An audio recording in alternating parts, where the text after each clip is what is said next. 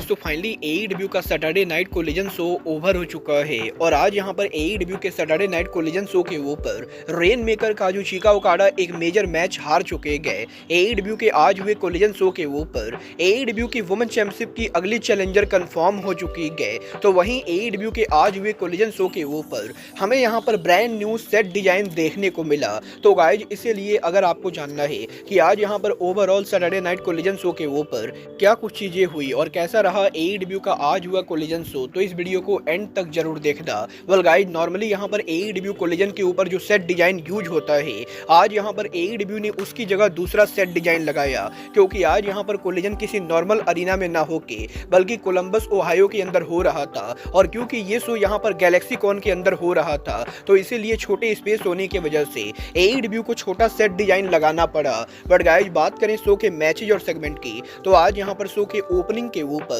AEW के Continental Classic के अंदर डार्बी एलन कमांडर को फेस करते गए और इन दोनों के बीच में हमें यहां पर बैक एंड फोर्थ करीबन 13 मिनट का लंबा मैच देखने को मिलता है, जहां पर मैच के एंडिंग के ऊपर डार्बी एलन फाइनली उनका शूटिंग स्टार प्रेस लगाते गए और इसके बाद डार्बी एलन के द्वारा लास्ट सुपर फ्लैश के साथ इस मैच को जीत लिया जाता है। जिसके बाद की एईडब्ल्यू के कोलिजन शो के ऊपर बैक स्टेज पर कोनोशुके ताकेशिता डॉन केलिस के साथ इंटरव्यू देते गए और ताकेशिता का इंटरव्यू चल ही रहा होता है, तभी यहाँ पर डॉन केलिस फैमिली के former member powerhouse Hobbs interrupt करते गए और वो यहाँ पर डॉन केलिस के पावर हाउस हॉब्स को चेकअप ना करने को लेकर कंप्लेन करते गए। जिसके बाद की हॉब्स के द्वारा ताकेशिता को टाइटल के लिए चैलेंज किया जाता है, बट डॉन केलिस यहाँ पर टाइटल मैच को लेकर मना कर देते गए, क्योंकि केलिस ये बोलते गए कि ताकेशिता को ऑलरेडी ये टाइटल काफी सारे इंटरनेशनल शोज के ऊपर डिफेंड करना है और फिलहाल यहाँ पर हॉब्स को टाइटल चैलेंज का मौका नहीं मिलेगा। वेल, बैक स्टेज पर इस सेगमेंट के बाद एईडब्ल्यू के अंदर इंटरनेशनल वुमेन्स कप क्वालिफायर के अंदर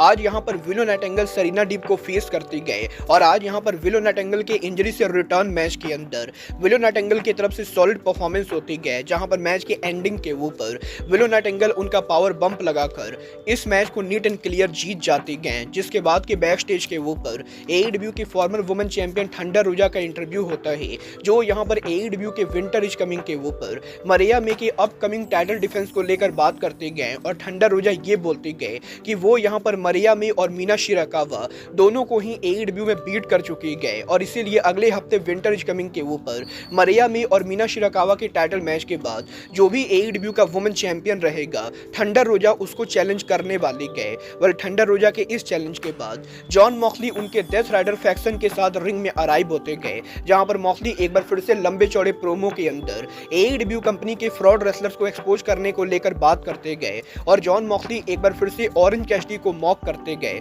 जिसके बाद की कैसिडी यहां पर रिंग के अंदर आकर हमें यहां पर आज जॉन मॉक्सली को एक बार फिर से मैच के लिए चैलेंज करते हुए दिखाई देते गए। बट गाइस, यहां पर मॉक्सली और कैसिडी के बीच में ज्यादा कुछ होता उससे पहले ही मरीना शफीर पीछे से कैसिडी के ऊपर अटैक कर देते गए और इसके बाद डेथ राइडर ऑरेंज कैसिडी को बीट डाउन करते हुए बैक स्टेज एरिया के ऊपर ले जाते गए, जहां पर डेथ राइडर बैक स्टेज के ऊपर भी कैसिडी को बीट डाउन कर रहे होते गए। तभी यहां पर एफटीआर यहां पर कन्फ्रंट करते गए और एफटीआर के डेथ राइडर को कन्फ्रंट करने के बाद डेथ राइडर कैसिडी को छोड़कर चले जाते गए। बट इसके बाद यहां पर एईडब्ल्यू के कॉन्टिनेंटल क्लासिक के ब्लू लीग के अंदर हमें यहाँ पर एईडब्ल्यू के Continental champion Rainmaker Kazuchika Okada action में देखने को मिले, जो यहाँ पर शो के ऊपर काइल फ्लेचर को फेस करते गए और ओकाडा और फ्लेचर के इस मैच के अंदर आज यहाँ पर ये दोनों ही एक दूसरे को अपने सिग्नेचर मूव से मॉक करते गए। बट गाइस, जिस मैच के एंडिंग पर जो होता है वो काफी शॉकिंग होता है, क्योंकि मैच के एंडिंग के ऊपर काइल फ्लेचर ओकाडा के ऊपर लो ब्लो लगाते गए और इसके बाद यहाँ पर ओकाडा के ऊपर ब्रेन बस्टर लगाकर काइल फ्लेचर रेन मेकर को नीट एंड क्लियर बीट कर देते गए और कॉन्टिनेंटल क्लासिक के अंदर ओकाडा को बड़े हार का सामना करना पड़ता है। वेल गाइस, ओकाडा के आज यहां पर इस बड़े मैच को हार जाने के बाद शो के ऊपर 20 मोर्टेज एक्शन में होते गए, जो यहां पर एरन सोलो को फेस करते गए और मात्र यहां पर 2 से ढाई मिनट के अंदर 20 मोर्टेज इस मैच को डोमिनेट करते हुए नीट एंड क्लियर मैच को जीत जाते गए। जिसके बाद के शो के ऊपर मीना शिराकावा एक्शन में होती गए, जो यहां पर एमी शाकुरा को फेस करते गए और विंटर इज कमिंग पर अपकमिंग टाइटल मैच से पहले आज यहां पर मीना शिराकावा नाकावा इस मैच को डोमिनेट करते हुए मैच को यहाँ पर नीट एंड क्लियर जीत जाते गए, जिसके बाद कि यहाँ पर शो के ऊपर बैक स्टेज के ऊपर हमें यहाँ पर मार्क बिस्को और डेनियल गार्सिया का इंटरव्यू सेगमेंट देखने को मिलता है, जहाँ पर ये दोनों ही कॉन्टिनेंटल क्लासिक के अंदर एक दूसरे को बीट करने को लेकर बातें करते गए। और इसके बाद फाइनली शो के मेन इवेंट के ऊपर आज यहाँ पर गार्सिया और मार्क बिस्को आमने सामने होते गए और डेनियल गार्सिया के TNT चैंपियन होने के बाद भी वो इस मैच के अंदर आज यहाँ पर काफ़ी बुरी तरह से पिटते गए और मैच के एंडिंग के ऊपर